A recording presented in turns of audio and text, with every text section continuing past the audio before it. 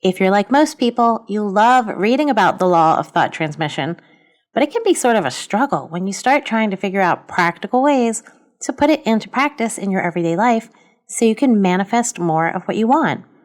In this ultimate guide to thought transmission, we're going to answer 3 key questions.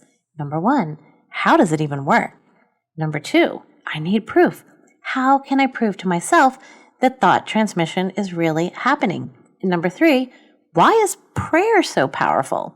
And how does it actually result in me manifesting more of what I want in my life too? We're going to answer all 3 of those questions today, so let's jump in.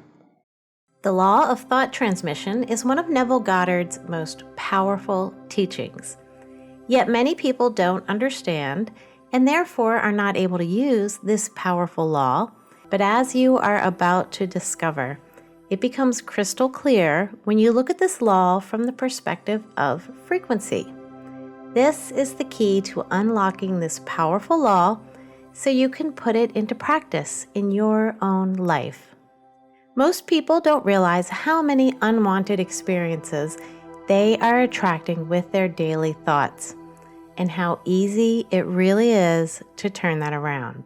The powerful concept that Neville Goddard is teaching here unlocks the secrets to using the law of attraction effortlessly. Key number 1 lies in understanding how the law of thought transmission is working for you or against you in every moment of your life, whether you're aware of it or not.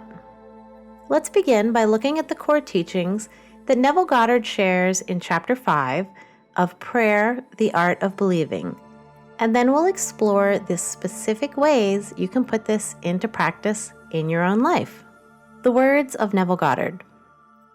A friend 1,000 miles away is rooted in your consciousness through your fixed ideas of him. You think of him and represent him inwardly in the state you desire him to be, confident that this subjective image is true, as if it were already objectified. The modified light of consciousness reaches the one to whom it is directed and impinges on the mirror of his mind. It causes his mind to vibrate according to the modification, and it goes. Thus, it produces in him what was mentally affirmed by you.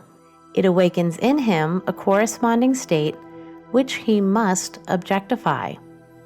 The subject will express the awakened state within him and remain unaware of the true cause of his action. The subject has no power to resist your controlled subjective ideas of him, unless the state you affirm to be true of him is a state he is incapable of wishing to be true of another. In that case, it returns to you, the sender, and will realize itself in you. Those are the words of Neville Goddard. Now, what does this law put into action in our everyday lives really mean? Let's say you are thinking about a former friend with whom you've had a falling out. You're reminding yourself of what a terrible person they are and how they wronged you. As Neville states, confident that this subjective image is true, as if it were already objectified. The vibrational frequency of your thought is transmitted to the former friend. As Neville states, the subject will express the awakened state within him and remain unaware of the true cause of his action. Shortly after spending time with these thoughts, you hear from mutual friends that he or she is now spreading gossip about you. Now, this seems to validate your assumptions, but in fact, this is an action caused by the nature of your thoughts about that person. So why and how does this work? Let's look at the mechanics behind this law so you can start using it to your advantage. Principle number 1. Your physical distance from the person is irrelevant. We can understand this through quantum entanglement. Neville states, a friend 1,000 miles away is rooted in your consciousness through your fixed ideas of him. The friend is 1,000 miles away. The distance is irrelevant. This is a phenomenon that Albert Einstein called spooky action at a distance.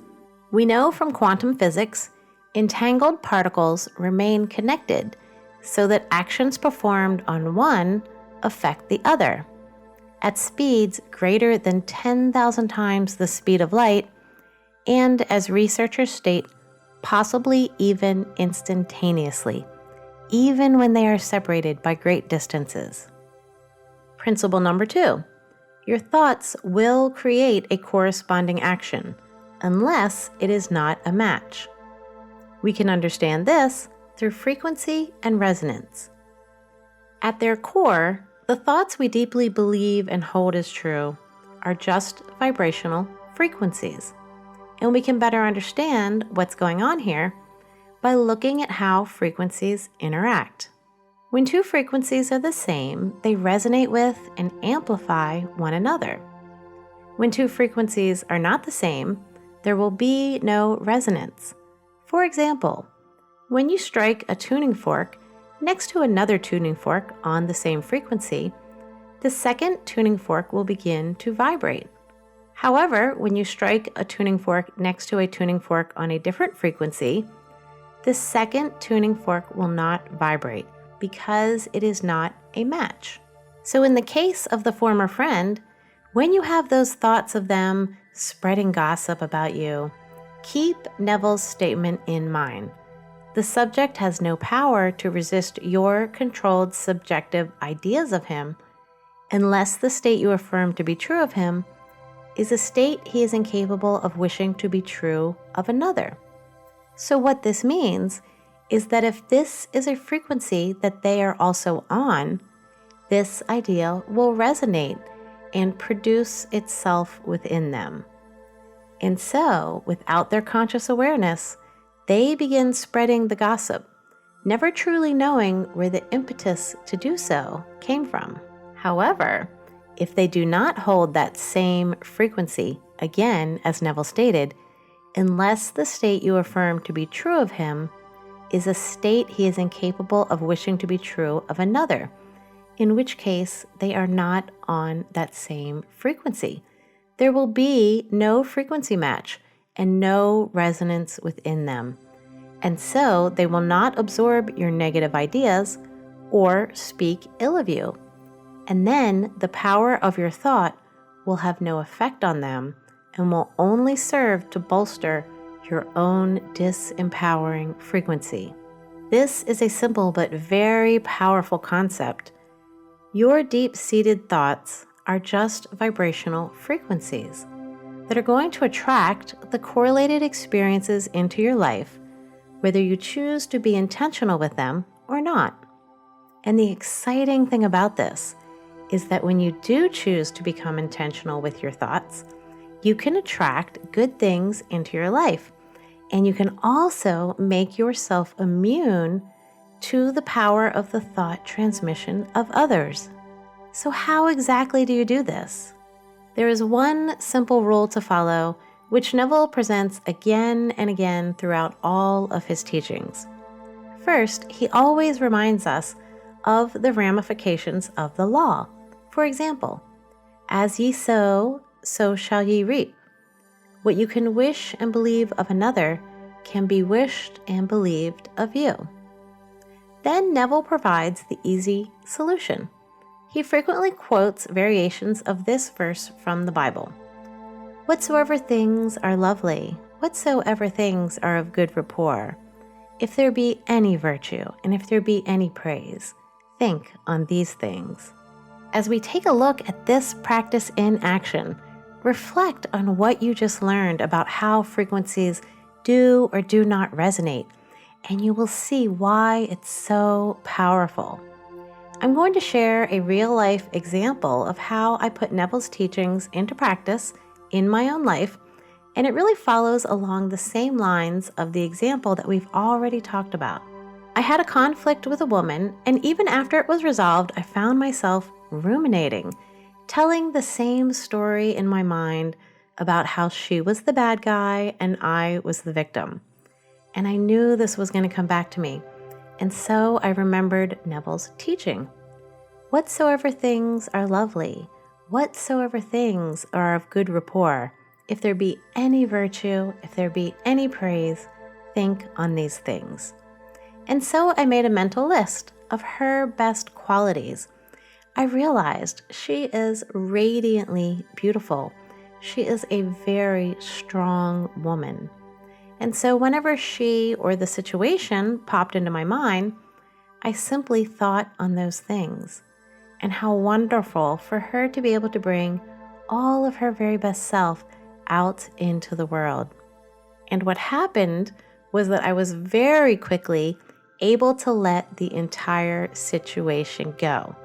And when she would come up in conversation, I would share my praise and my good wishes for her, commenting on her beauty and her strength, and inviting others to offer her the same uplifting energy with their thoughts. And by doing this, I achieved two very important things. Number one, I was no longer stimulating within her negative thoughts and actions towards me. Number two, I also created an immunity against any negative thoughts that she might have by creating a frequency within myself that would not resonate with any ill regard towards me, simply because I no longer held that ill regard towards her or others, so I'm no longer on that frequency.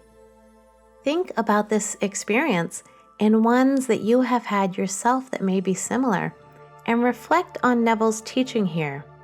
It can be very helpful to choose a favorite passage, write it down on a note and place it on your dresser or your nightstand, and look at it every morning to set your intentions for the day.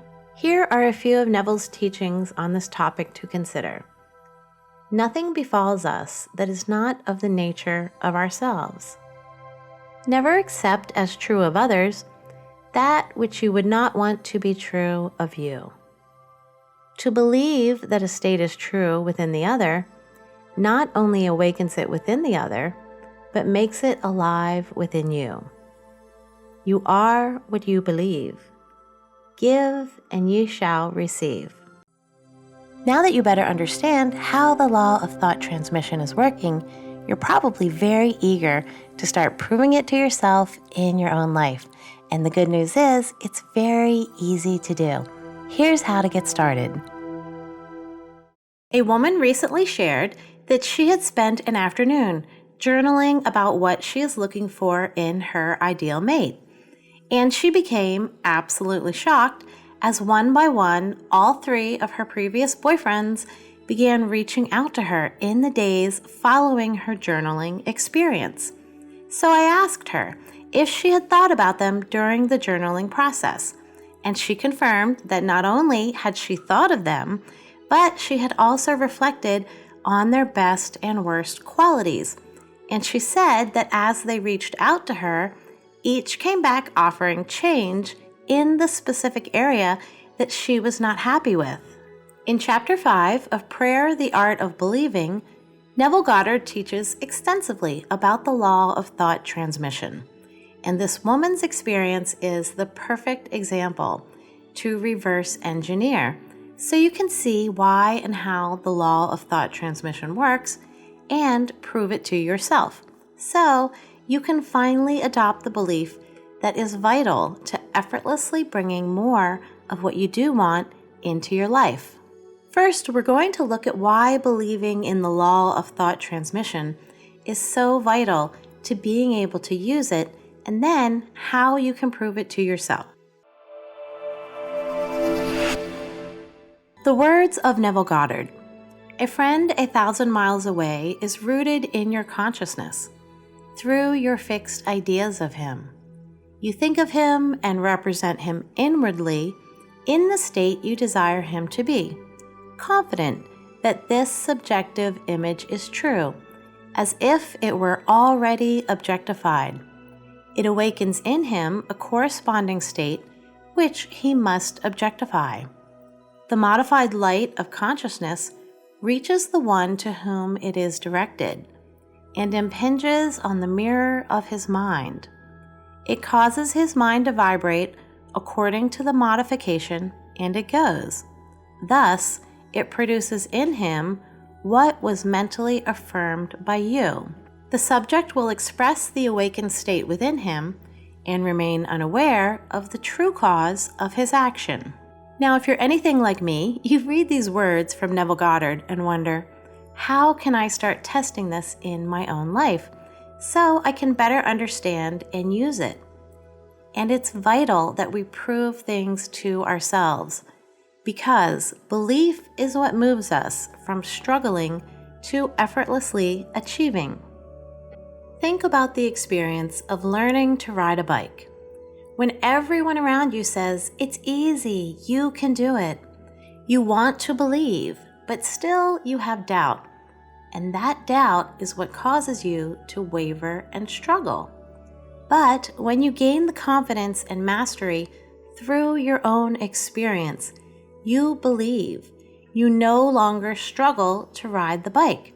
Now you just simply use the bike to get to where you want to go without even thinking about it. The same holds true for proving the law of thought transmission to yourself.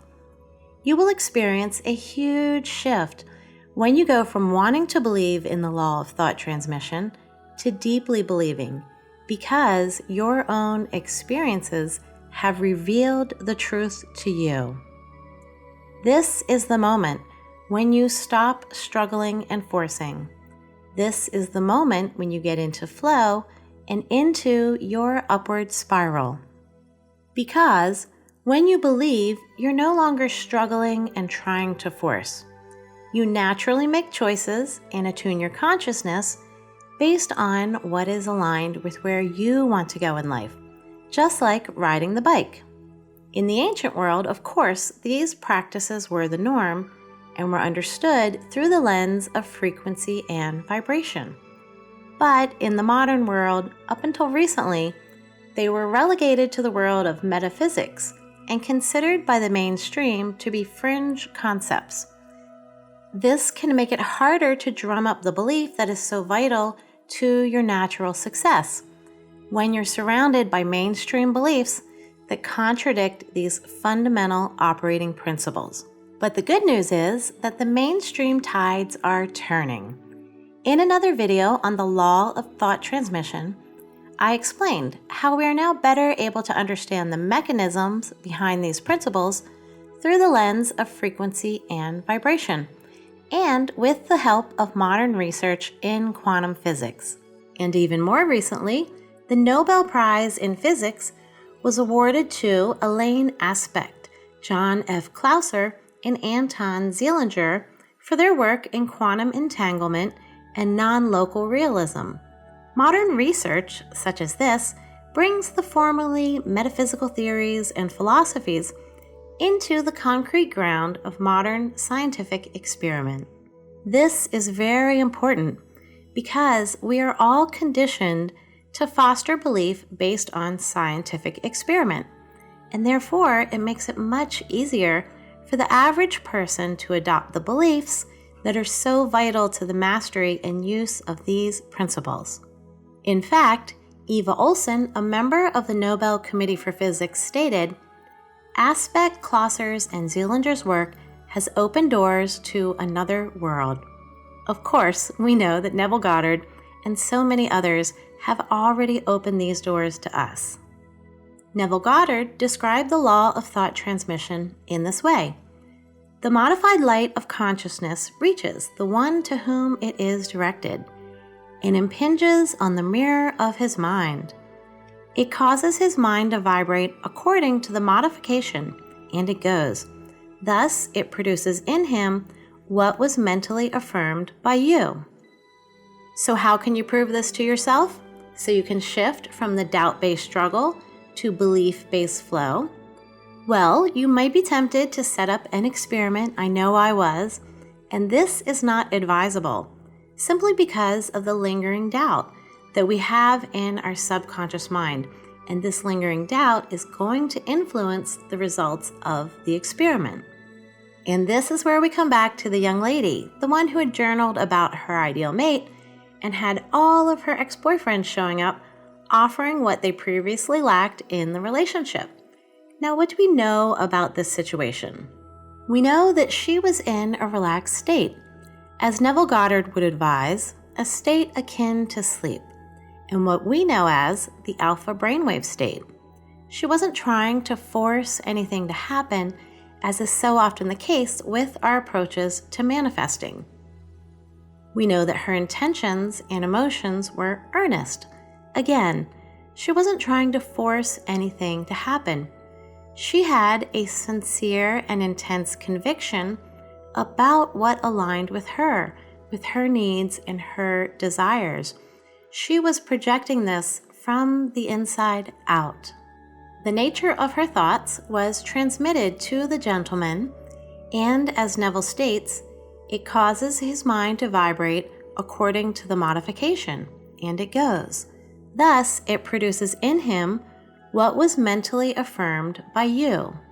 Now you can use these insights from her experience to guide your own process of proving the law of thought transmission to yourself so you can foster those game-changing beliefs within yourself. Instead of setting up an experiment, you want to use your awareness to notice the synchronicities and connections that are already happening. The more you do this, the more clearly you can see and understand the connections. This insight will internally motivate you to explore new thought patterns in yourself. And then again, you will see the new results, and you will be further bolstered by your belief in and understanding of the law of thought transmission. Having this experience gets you into an unstoppable upward spiral as you continue to make the personal choices and shift your own thought patterns simply so they align with the kind of experiences that you do want to show up in your life. Now, the big difference here is that you are now naturally making choices from within based on your highest and greatest good. You're not making them because you're struggling to manipulate something that is outside of you. And this is where life starts to exceed even your wildest expectations. And yes, you can do this easily just by choosing to become aware of the connections that are already going on all around you. I'll share 3 personal examples so you can imagine what this process might look like for you. The first one was a very painful experience that I had with someone in my life. And when I reflected honestly within myself about my emotionalized thoughts before this happened, I realized that I had silently judged them in my mind. And then I could very clearly see the direct correlation between their actions and my preceding thoughts. And you better believe this inspired me to become even more aware of my emotionalized thoughts about other people and start bringing them into check. So when I feel myself going down this path, I am internally motivated to automatically check myself before I wreck myself because I have developed a belief in and understanding of the law of thought transmission simply through my own experience. In another example, I was having a challenging experience with someone, and I finally decided to just let my thoughts and feelings about them go. I showed up, I faced the situation head on, based on the outcomes that were aligned with me and what I wanted to happen, and I just stopped thinking about the person. I stopped thinking about the situation.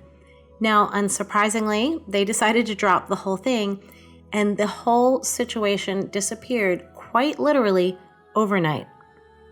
A third example is something that happened just 2 weeks ago, and it follows the same patterns as we saw with the young lady and her story. I was thinking about a friend that I had not spoken to or seen in over a year, and she was so nice to me. So when I thought about her, I thought about all these wonderful things she did for me and how much I appreciate her. And I also thought about how nice it would be to reconnect with her. And the very next morning, she called me. Now, because I am aware of and noticing the connections between my thoughts that have intense conviction and what shows up in my life, then I naturally and subconsciously start to navigate to thought patterns that support bringing more of what I do want into my life. You can do this too. You are powerful. I believe deeply that none of us come into this existence to experience a life of mediocrity. We come here to explore, to thrive, and to grow. So please go out and have fun with this in your life and use it to bolster your own belief in the law of thought transmission and get into your own upward spiral. And now for the big surprise. When you use the power of thought transmission to pray for others, you actually bring more of what you want into your own life. Let's find out more. When you start to realize how much creative power you really have, it's only natural to want to use your power to support and uplift the people you love. In Chapter 5 of Prayer, the Art of Believing, Neville Goddard shares powerful insights into how you can use the law of thought transmission to help the ones you love and help yourself at the same time. Let's dive in and take a look at what to do, what not to do, how to do it, and the incredible lessons that I've learned from almost 30 years of using prayer and the power of thought transmission for my sons. These are 3 often overlooked but key points that Neville makes. As you'll soon discover, the third one takes some interesting twists and turns. Number 1, the ideal process. What exactly are you transmitting, and how is it getting there? Number 2, caution. How to avoid the trap of praying your way back into a low vibration. And number 3, the non-negotiable, but I promise you, inspiring and empowering truth. First, the ideal process. What exactly are you transmitting, and how is it getting there? Step 1 is to get clarity on the desired end result for the other person. As a mom with nearly 30 years of experience of heartfelt prayer for my sons, I can see the big mistakes that I was making here in the earlier years. The words of Neville Goddard: to pray successfully, you must have clearly defined objectives. You must know what you want before you can ask for it. You must know what you want before you can feel you have it. And prayer is the feeling of the fulfilled desire. Now, we often approach our prayer for others from the perspective of, oh, please take their burdens away, take their suffering away. And this, of course, creates that lack and suffering-based vibratory state, both within you and within the other person. So instead, you want to get crystal clear on the image and the feeling of the person in the ideal desired state. As you turn your attention away from your perception of the current state and toward the desired state, your beliefs, feelings, and corresponding vibration of your consciousness will all rise to that state and be projected to the loved one. As Neville says, recognition of a state vibrates or awakens it. To change a man, you must change your conception of him. You must first believe him to be the man you want him to be and mentally talk to him as though he were.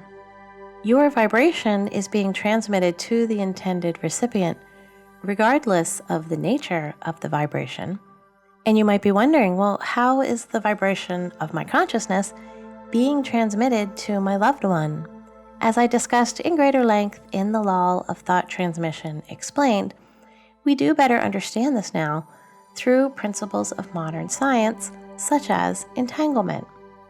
We know from quantum physics, entangled particles remain connected, so the actions performed on one affect the other at speeds greater than 10,000 times the speed of light, and as researchers say, possibly even instantaneously, even when separated by great distances. So in my case, many years ago, when I prayed for my oldest son, I approached the whole process with the best of intentions, but also with fear, with worry, with hope, right? I was hoping for a desired change, which kept my attention on the current state and not on the desired state. Now I always approach the experience from a place of joy, seeing and feeling into the image of my boys, showing up in the world in all of their inherent glory. When I made this shift, I also empowered my own transformation through a principle that we will talk about more in the third section. But first, let's talk about how to do this from a high vibrational flow state and avoid praying our way into a low vibrational state. You are the spark. They must bring the fire, as Neville states. But the moment its task is accomplished, it ceases to be, permitting the one in whom the state is realized to remain in the consciousness of the state affirmed or to return to his former state. The impetus of your love to choose to focus your life force, your energy, and your attention toward the greater good of another is in and of itself a powerful event that benefits everyone involved. And as you consider what Neville is saying here about the ongoing transformation being up to the recipient, you can avoid falling into the low vibrational trap of feeling responsible or desperate to keep up your efforts to maintain this state for another. It should go without saying that if you do that, then this experience itself becomes a low vibrational state, which will of course attract its own.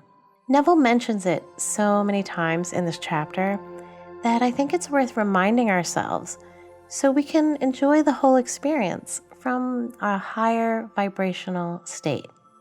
Neville Goddard.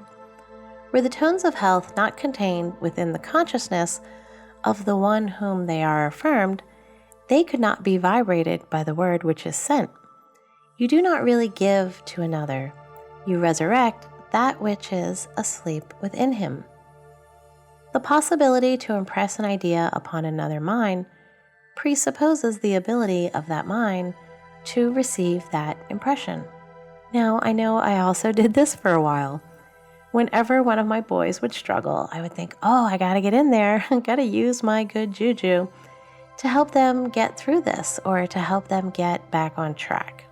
However, once I reconsidered my position based on Neville's wise teaching here, I realized that the implication and vibrational impact of me holding this perspective is that they are not inherently capable of successfully navigating the challenges in life. Getting very interesting, isn't it? And also very liberating. And this is where things really started getting interesting. Just wait till you hear what happened next on my journey and what it could mean for you. Let's look at number 3, the non-negotiable truth. The belief must first be alive within you. Neville Goddard. To awaken a state within another, it must first be awake within you.